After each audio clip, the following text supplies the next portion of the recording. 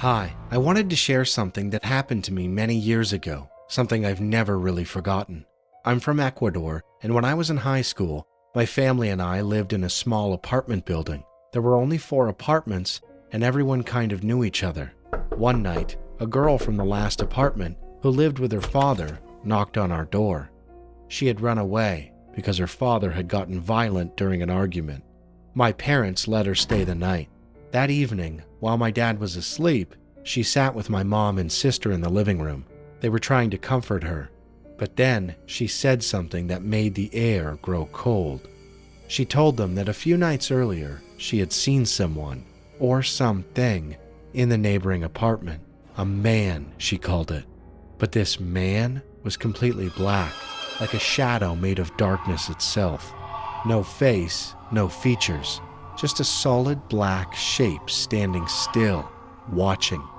We tried to brush it off as stress or imagination, but deep down, something didn't feel right. A few nights later, my twin brother and I were in bed. We shared a room, even the same bed, and we were lying back to back. I started breathing loudly to annoy him, just a dumb habit, but he quickly hit me with his elbow and said, "Stop it, let me sleep." I smirked, pretending innocence, but then we both heard it, heavy breathing. It wasn't mine, and it definitely wasn't his. He hit me again, harder this time. "I said stop it," but I whispered back, "It's not me."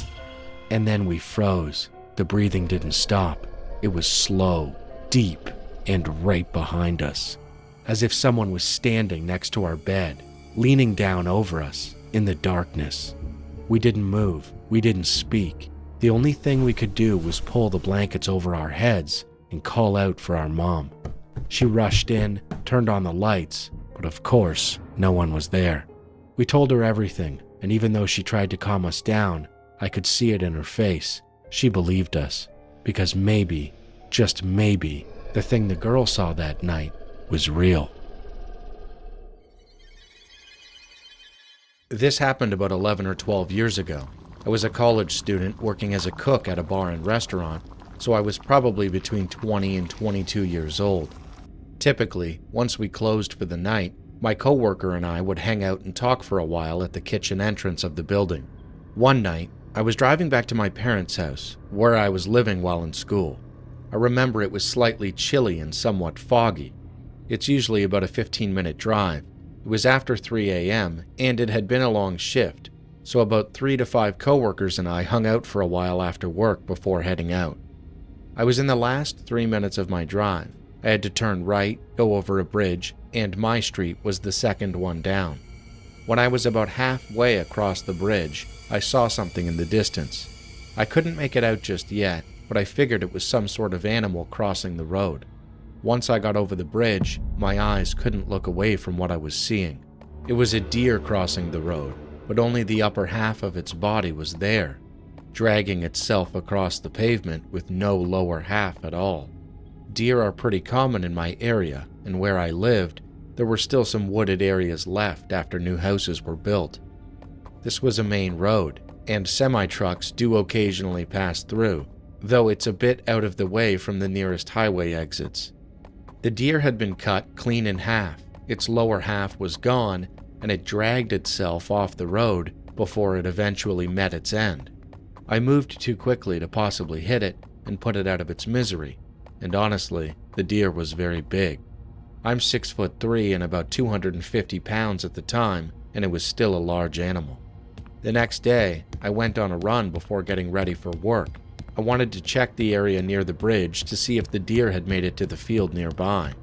But when I got there was nothing. No blood on the road, no other half, not even a trace of the deer. This isn't necessarily a scary horror story, but it was one of the most graphic and unsettling things I've ever come across. Whenever someone brings up creepy or disturbing experiences, this is always the story I tell.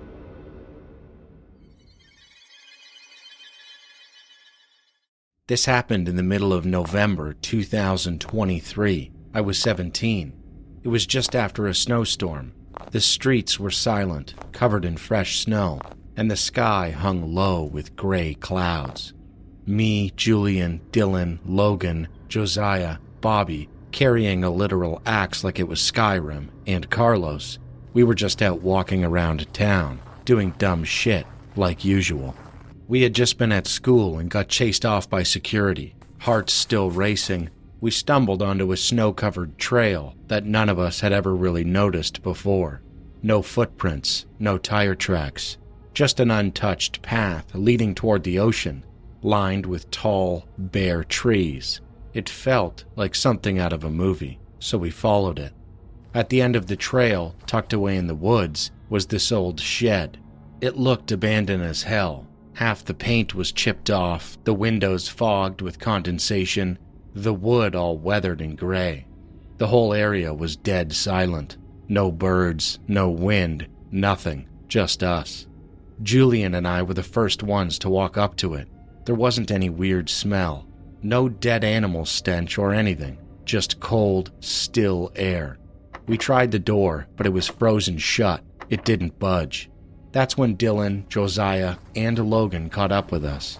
They were hanging back at first, just taking a break, but eventually we all circled the shed. There was a window on the right side, kind of high up. Dylan managed to slide it open and crawled in first. Logan followed him. Josiah was getting ready to go in next. That's when we saw it.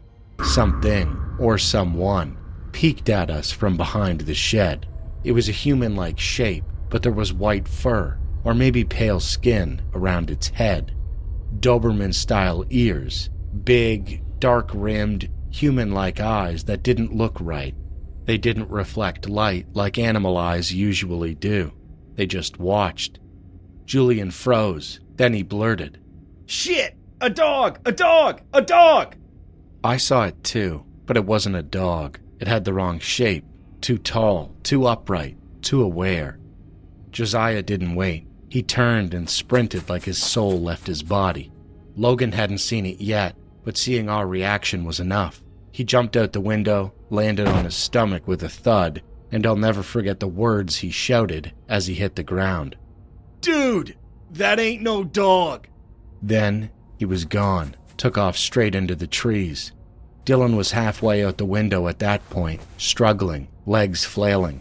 He looked out, caught a glimpse, and just yelled, "What the hell?"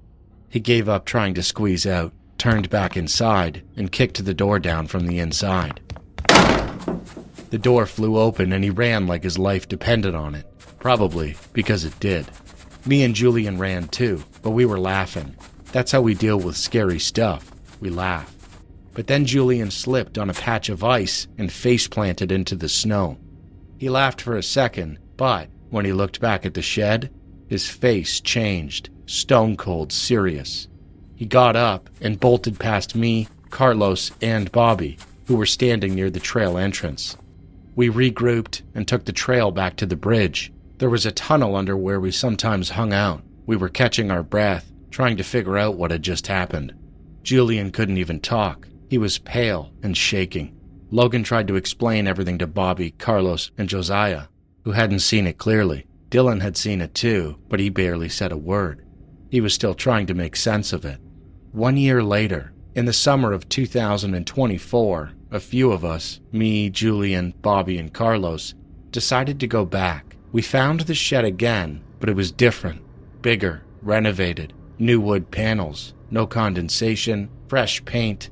The old creepy energy was gone, replaced by something colder, emptier, but deeper. We didn't stick around long. I'm 19 now. Time moves on. Life keeps going. But that night still sticks with us. Julian doesn't talk about it much. Dylan never did. Logan makes jokes about it, but he remembers too. We all do.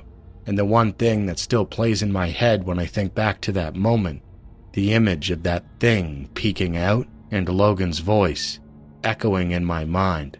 "Dude, that ain't no dog."